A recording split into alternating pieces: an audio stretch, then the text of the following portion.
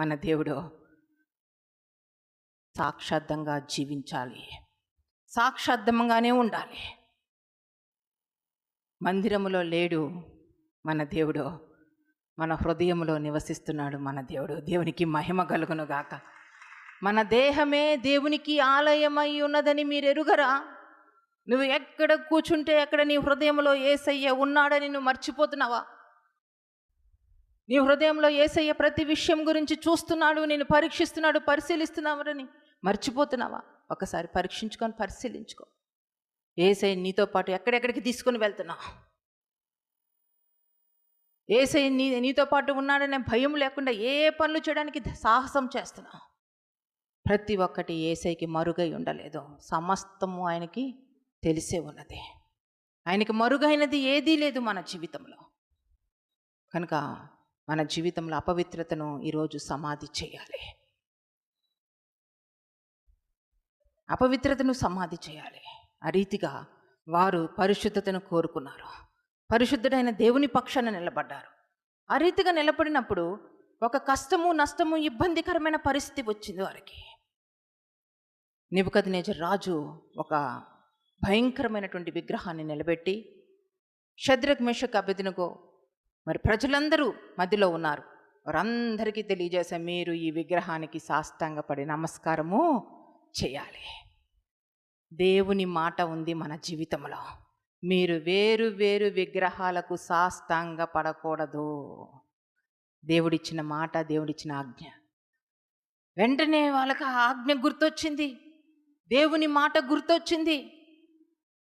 ఆ మాట ప్రకారమే మనం జీవించాలి కదా, రాజు మాట కాదు కదా అని చెప్పి వాళ్ళు ఆ యొక్క ప్రతిమకు మొక్కలేదు, సాష్టాంగ పడలేదు. ఆ రీతిగా సాష్టాంగ పడకుండా వారు నిలబడిపోయారు. అప్పుడు నెబుకద్నెజర్ రాజు అంటున్నాడు, ఇదిగో ఈ భయంకరమైనటువంటి అగ్నిగుండములో మిమ్మల్ని వేసివేస్తాం, ఇవి భయంకరమైనటువంటి అగ్నిగుండములో మిమ్మల్ని త్రోసివేస్తాం. ఈ అగ్నిగుండము 7 ఇంతలు ఎక్కువ చేయమని చెప్పినప్పుడు వారు మాత్రం దేవుని మాట ప్రకారమే జీవిస్తాం.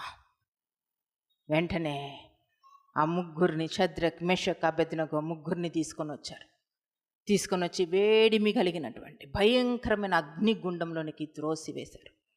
ఎవరైతే వేశారో వారి చర్మము కాలిపోయి, వారి దుస్తులు కాలిపోయి వారు మరణించారు. కానీ షద్రక్, మేషక్, అబేద్నెగో దేవుని మాట ప్రకారం నిలబడ్డం వల్ల ఆ యొక్క అగ్నిగుండంలోనికి మరి దేవుడే వచ్చి వారి పక్షాన్ని నిలబడ్డాడు. దేవునికి మహిమ కలుగును గాక.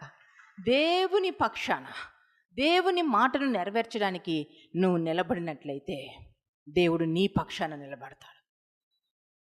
నీకు విరోధముగా రూపించబడిన ఏ ఆయుధము వర్ధిల్లకుండా నశింపజేస్తాడు. నీ పక్షం నుండి యుద్ధము చేస్తాడు. నీకు శత్రువులుగా ఉన్నవారిని ఆయన మిత్రులుగా చేస్తాడు. నీకు శత్రువులైనటువంటి వారి మధ్య నీకు భోజనాన్ని సిద్ధపరుస్తాడు. ఆయన నిన్ను విడవడు, ఎడబాయడు. ఈరోజు ఎందుకు మనుషుల్ని చూసి భయపడుతున్నావా? మనుషులు ఏ పాటి వారు?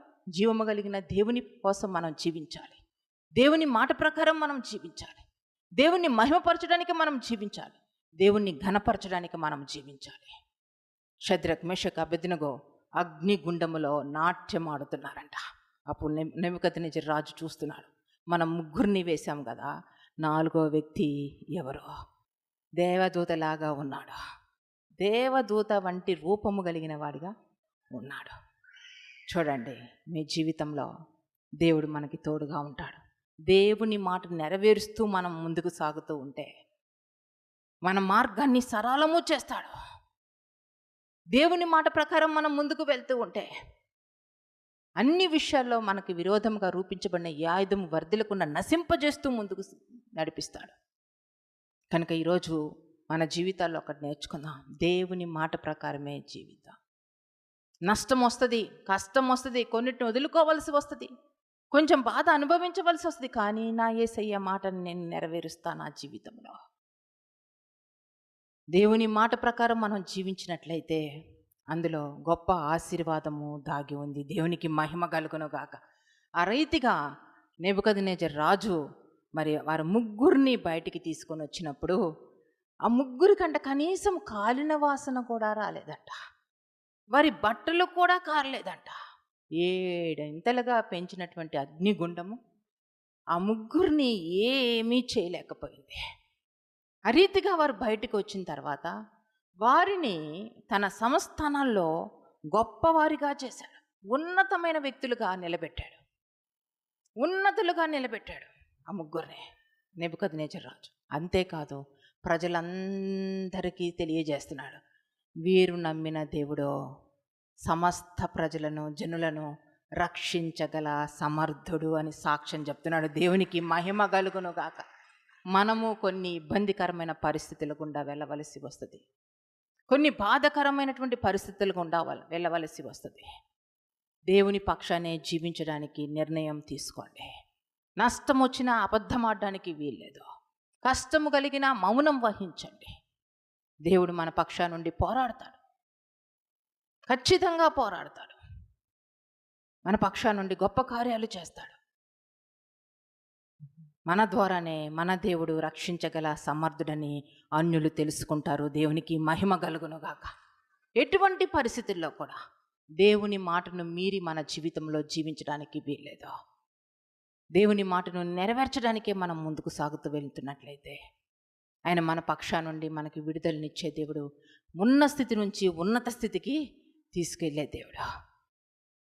గూర్చినే పాడేదా, నీ ప్రేమను గూర్చి ప్రకటించేదా, నీ కృపను గూర్చినే పాడేదా, నీ ప్రేమను గూర్చి ప్రకటించేదా, నిత్యమునే పాడేదా, నా ప్రభుని కొనియాడేదా, నిత్యమునే పాడేదా, నా ప్రభుని కొనియాడేదా, మహిమా ఘనత ప్రభావము చెల్లించేదా, మహిమా ఘనత ప్రభావము చెల్లించేదా, నీ కృపను గూర్చినే పాడే